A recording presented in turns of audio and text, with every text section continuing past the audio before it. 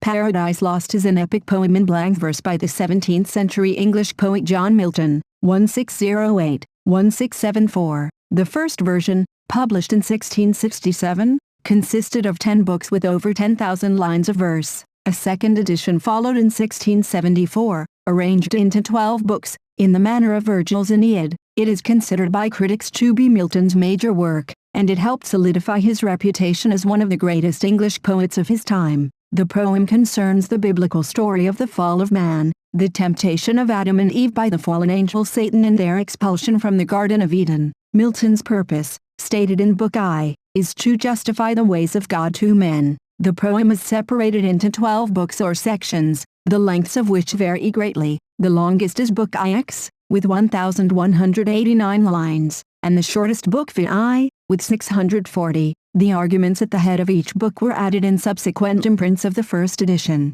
Originally published in 10 books, a fully revised and augmented edition reorganized into 12 books was issued in 1674, and this is the edition generally used today. The poem follows the epic tradition of starting in medias res, Latin for in the midst of things, the background story being recounted later. Milton's story has two narrative arcs, one about Satan, Lucifer, and the other following Adam and Eve. It begins after Satan and the other rebel angels have been defeated and banished to hell, or, as it is also called in the poem, Tartarus. In Pandemonium, Satan employs his rhetorical skill to organize his followers. He is aided by Mammon and Beelzebub. Belial and Moloch are also present. At the end of the debate, Satan volunteers to poison the newly created earth and God's new and most favored creation, mankind. He braves the dangers of the abyss alone in a manner reminiscent of Odysseus or Aeneas. After an arduous traversal of the chaos outside hell, he enters God's new material world, and later the Garden of Eden.